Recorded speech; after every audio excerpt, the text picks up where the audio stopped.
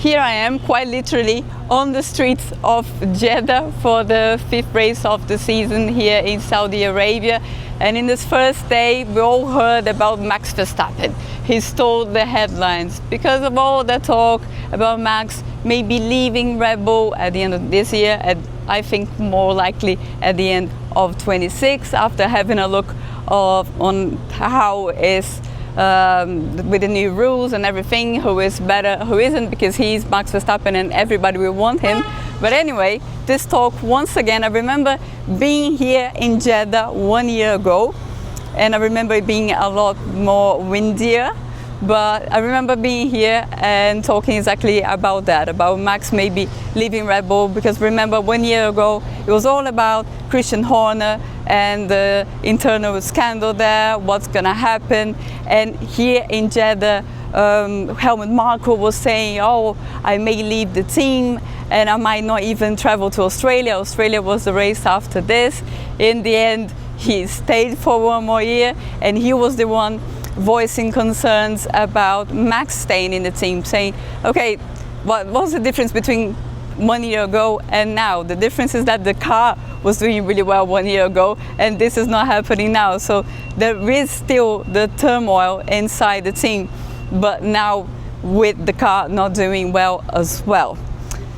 Max said, you know what, all this talk about me leaving Red Bull 1 year ago, now, always, it's never me saying anything. It's people putting words in my mouth, people trying to guess what I'm gonna do, guess what I'm thinking, and I'm only thinking about getting the car better. I'm thinking about how can we move forward from the situation we are in, and I'm not thinking about the future. Talking about the car performance, Max said that here he expects Red Bull to be in the middle between the Japanese Grand Prix, which he won pretty much because of his qualifying lap, but he had the car to do the qualifying lap because they were not doing that badly as they were in Bahrain. They suffered a lot in Bahrain, and he doesn't think they're gonna suffer as much here because of the high-speed corners and also because of the surface that is a lot smoother than in last weekend in Bahrain. So that is Max Verstappen. He thinks they are going to be in the mix with Ferrari and with Mercedes. On the Mercedes side, there was a lot of talk as well during the week about George Russell and his contract with Mercedes. Mercedes maybe wanting to renew the contract. What I know that he said off the record was that he doesn't really understand where all this talk is coming from, and he doesn't understand why drivers would want to commit with a longer contract now, just before there's a change of regulation, without knowing who is going to come out on top, and also because contracts don't seem to have a lot of value here in Formula One, so why would you want to commit? So that would be George Russell's position.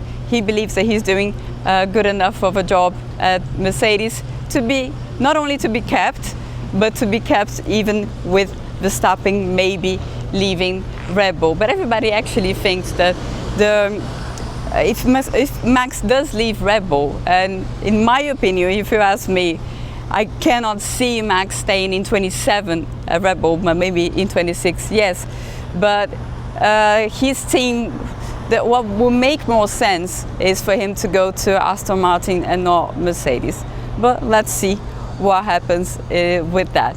Coming back here to Saudi Arabia, Lewis Hamilton was really excited about his second stint in Bahrain, but he said that he made some tweaks in his driving style during the race, and that worked, and he has to really focus and remember everything that he's done, because he said it's so easy to go back to your old ways and just do what you used to be doing, and he knows that what he's used to do, it doesn't work with the Ferrari car, so he has to apply those new techniques that he tested with success in Bahrain, especially during the second stint.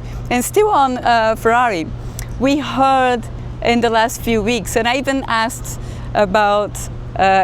Lewis about that, because it seems that with Ferrari they're always trying to create some crisis, and I said, do you agree with that? They said, yes, I do agree with that.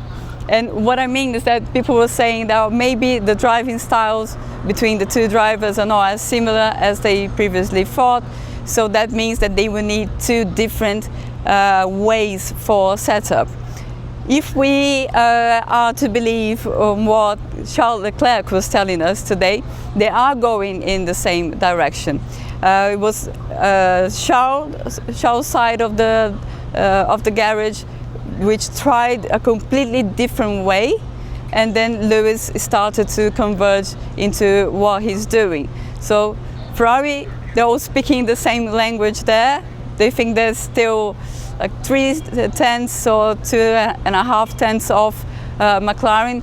Together with Mercedes, with Red Bull, a little bit trickier to understand where they are, but they do think they are going in the same direction and trying to get a better result for the team. And finally, speaking about McLaren, it was interesting to see Oscar Piastri and then Lando Norris speaking today, because Oscar was completely comfortable with the whole situation, with how the car is handling, and also with the interview and with all the questions. He was so comfortable with everything, and he was saying, okay, in the last few years this track is so grippy that helps cars with not as much downforce. This has helped us in the past year, and I think it's going to help our rivals for this race, so we expect them to be closer. But he didn't seem to be thinking this might be a tricky weekend. He's just completely comfortable with the situation, with the car, and it's very different from his teammates. So for his whole interview, Lando Norris was talking about his intrusive thoughts and how hard it is for him to appreciate the fact that he's leading the championship. He's trying to remind himself, if he come back to the beginning of the year, if somebody told him that after 4 races he will be leading the championship, he would be very happy with it, and especially leading the championship not feeling comfortable with the car at all. And he has to see that as a positive and not as something that, oh, I'm not feeling comfortable, so that means I'm going to lose the championship, of having any the negative thoughts. He's the king of the negative thinking, and he thinks that because he's like that, because he's so hard on himself, that he said it's 95% of the reason I am here today. 95% of the reason that I'm driving for McLaren, I'm here Formula 1, because I was very hard on myself, so I worked harder than anybody else. But these 5%, they end up being too negative, and maybe they don't work on my favor. So this is how the championship leader is thinking right now. He's trying to balance it out a little bit more, this negativity, with the self-improvement. But he said, if you asked me last year, before any qualifying, are you comfortable with the car? Are you confident that you are going to do a good qualifying? And he said that he would be, and now he isn't, because he's not really getting to grips with this car. And one final thing that I just remember, a lot of drivers were asked about how dangerous this track is. Nobody can really say, oh, it is really dangerous, we shouldn't be racing here. Of course they're not going to say that. And they say they love it. And what Charles Leclerc said was interesting. He said, there is less freedom to make it safer, which is a very gracious way of saying it's dangerous. The only driver who got close to saying that this is too dangerous was Esteban Ocon, who said, it's one of the races I'm glad after it finishes that I'm in one piece after leaving. So it's a great challenge, this track. It's very quick, and there's a problem with visibility in many of the corners, and especially in qualifying. It's great to watch these gladiators fighting in the streets of Jeddah.